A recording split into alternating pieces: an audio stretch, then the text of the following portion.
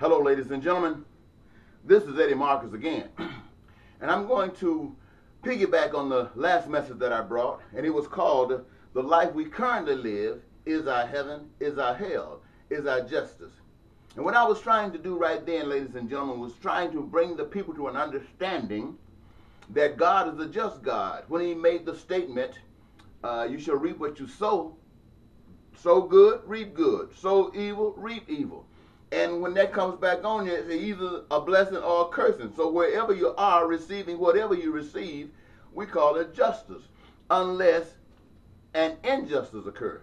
But it's even justice if somebody does you wrong, because having done you wrong, you have a special way to act according to God's principles. And that's what the big problem has been. We've had people talking to us about God who don't know God. They're quite familiar with the God of the book, but not the God of the Spirit. And so, ladies and gentlemen, the thing that I want you to know is if there are going to be any revolutionary changes that happen in societies, wherever they are, it will happen because men, women, and children come into the understanding of the Spirit of God and receiving it so that that Spirit would be able to interpret to them the purposes and the reasons of life. What I want you to understand is, basically, if you want to look at the world is everything outside of God when we're speaking about people. The way men think, the way humans think outside of God, that's the world. Outside of God, there's a lack of love. That's the world. Sometimes we try to put it together, think we got it together, and we come up with social orders called societies, communism, socialism, capitalism, democracies, but they all come out the same, just different titles. And the benefits and the curses might be shifted around a bit, but they're all the same. But I want you to know that when you got Republicans and Democrats, they represent the whole spectrum of humankind and their reasoning, their thinking. And it's always going to come up short. But what I really want the people who say they love God to know is that you have no business over on the side of the world unless you are of the world. And if you find yourself on that side, it is because you are of the world. Now, how do you determine which side you're on? Well, let me tell you what the side of God is like. You see, the side of God is the same way God made it in the beginning. For peace, for prosperity, for joy in every human being's life.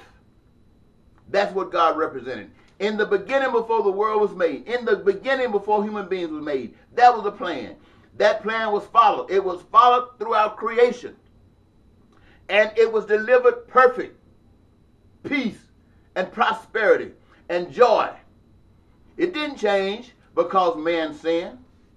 Those who love God will strive for peace, for prosperity, and joy continuously.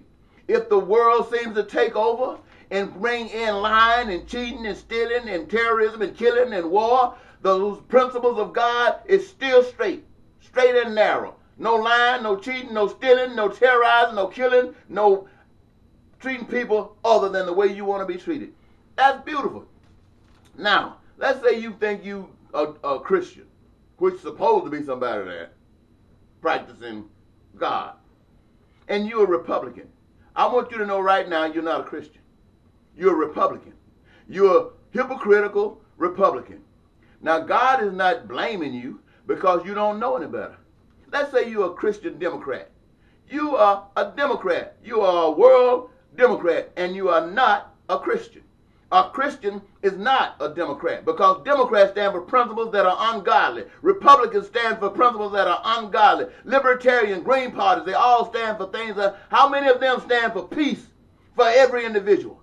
How many of them stand for prosperity for every individual? How many of them stand for joy for every individual? How many of them can produce it for every individual? Not a single one. And how can you say you were a child of God and you standing on that side? I want you to know the world is in the hell that it's in because you've been lied to by people who knew God of the book and not God of the Spirit. My mission to you is to teach you about the God of the Spirit so you can step on the other side. And then you can have something going on. You can have the world talking about its way that's leading to poverty, That's leading to schools being shut down, no jobs. It's leading to all of these kinds of things where the powers that be are considering finding some way to eliminate billions of you off the earth so they can have a little bit more. Because it's not enough right now. Their bonds are running over. They need to build new bonds, but they need to get you out of the way so they can get that what you would have had. You see, ladies and gentlemen, I need you to understand that the world is like a spouse. It tricks you, tells you to come on in. You are all accepted. You are the main one. And in the end, when you least expect it, you find you're out there alone because that spouse has moved right on and left you right there. But what do you do when a spouse moves on? If a spouse moves on, let them. But if they stay there, no darn good, you stay right there and be good. Stay there and be good. Don't let their being ungood change you to be ungood. Because there ain't no switching on God's side. That's the way it is. But I want to ask you this. What is a person to do when they have no food, when they have no home, and nobody cares? What is it instinctive to do? To find some food, to get some food any way you can, to find some shelter any way you can. Sometimes it seems that it might not come unless you can steal it. But why are you stealing in a world where all of the stuff that God has provided for, the reason that you're stealing is because it's in the world, and the world controls it. And the world has robbed you. Now, on God's side, robbery would never occur. Now, should you rob? No, you should not rob. You're hungry. You should not rob.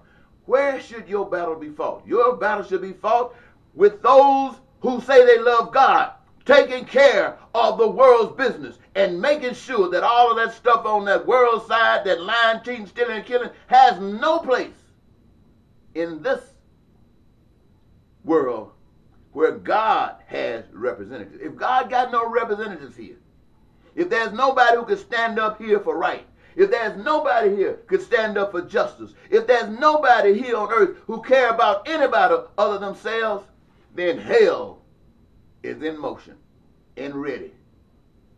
But if there's one person that's led by the Spirit of God, then hell cannot rule until that one is killed. So what you must do, ladies and gentlemen, you better choose sides. Because if that one is killed, what you gonna do? What you gonna do? You don't know, do you? I tell you what you gonna do. You're going straight to hell. Not because God wanted you to, but because that's where justice is. And so, I say to you, choose you this day where you will be. On the side of the world, on the side of God. And I tell you one thing, it's not good enough now, because I've warned you. It's not good enough to go to church and say you're a Christian. You can go to church 7 days a week, stay there all day. It's not good enough just by going to church. That doesn't make you a Christian. Going to church usually is a place where you go to learn. So when you come out, you can be a Christian.